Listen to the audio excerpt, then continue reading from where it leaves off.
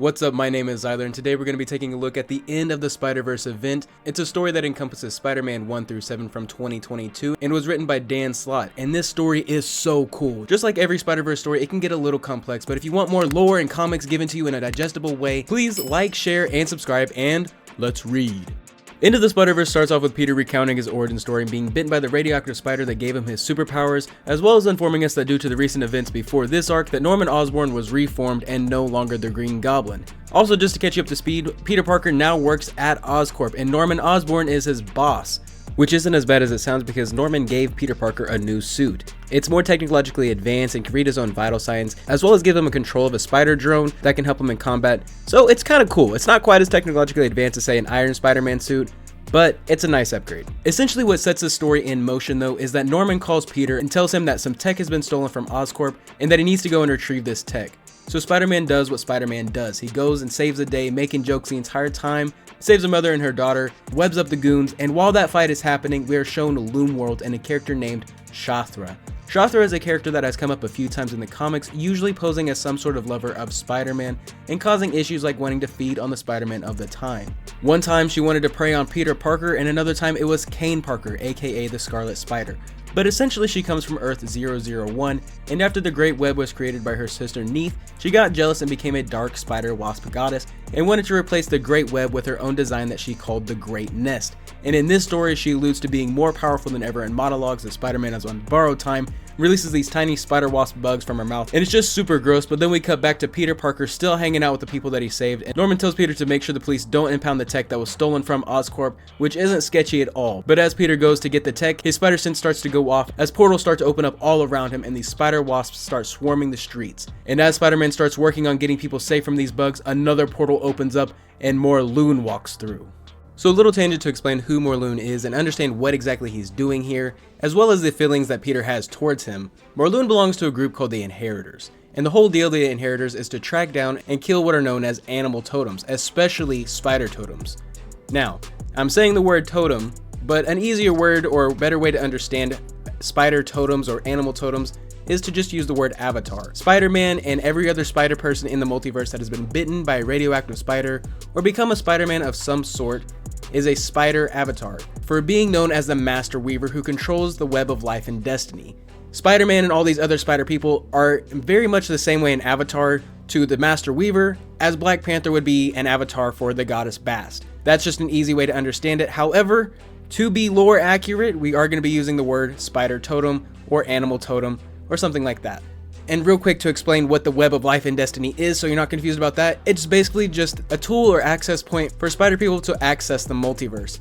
I know that it's a lot of info to throw at you. If you want a video explaining all of that, just say so down in the comments. But getting back to Morlun and the Inheritors, they're essentially just vampiric beings that get their power from consuming these totems, and they come from Earth 001 and took over this Earth and Loom World by extension. Getting back to the story, whenever Morlun walks through the portal, we see Spider-Man go completely unhinged, and this is what is so cool about this issue specifically. Spider-Man starts fighting for his life and clearly states that whenever he fights Morlun, he is not holding back, to the point that his knuckle armor is starting to break and his suit is falling apart because of all the force that he's putting behind his punches, and Morlun is not flinching. In fact, it's just bothering Morlun, to the point where he yells, "Enough!" and just bitch slaps Spider-Man into a car. And as he's trying to speak, Spider-Man webs his mouth because, again, he's fighting for his life. He thinks that he is in grave danger, and that's just how it's gonna be. As Morlun is coming back, his hands are webbed by Miles Morales and Cindy Moon Silk. Just to give you a basic idea of how strong or how serious the Inheritors and Morlun really is, even with Miles Morales and Silk, Peter Parker still says, "We're not enough. You guys have to run. We cannot beat Morlun." And that's when Jessica Drew, Spider-Woman, comes in and blasts Morlun into the ground. This is just an epic panel right here because you see just how strong all these spider people have to be to stop Morlun alone. And that's when Jessica Drew says, "Yeah, we're gonna need more help. We cannot do this on our own." Just as if on cue, Spider-Man Noir drops down and Jessica Drew asks, "Are you here to help? Can we expect anything else?" And he says no, as he grabs her and stabs her through the abdomen. After being stabbed, she exclaims that she doesn't feel any pain, but all of her memories, all of her actions, they're all being rewritten, and she is being unraveled.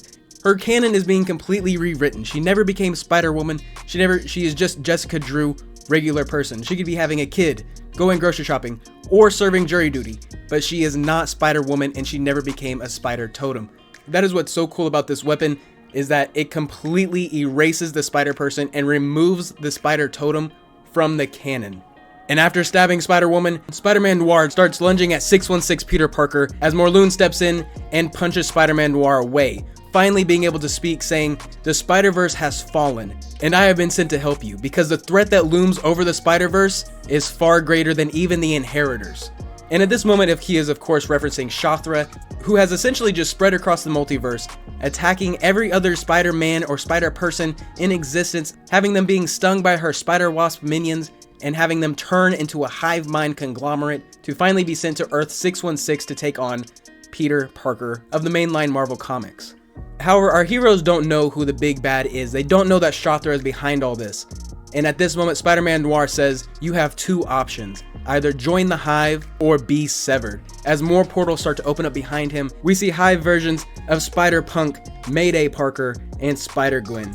That's where we're going to leave this episode of Deep Diving Comics, or whatever this series is going to be called. We're going to be covering the entire series of the End of the Spider-Verse, whether it be one issue or 3 issues at a time. I'm not entirely sure. It's just up to my schedule. But I do hope that you enjoyed. I hope that you learned a little something new. Don't forget to like and subscribe. And if you did enjoy this, please share it with a friend. And if you absolutely hated this, then share it with an enemy. Don't forget to flex your mind and flex your muscle. And I will see you in the next one. Peace.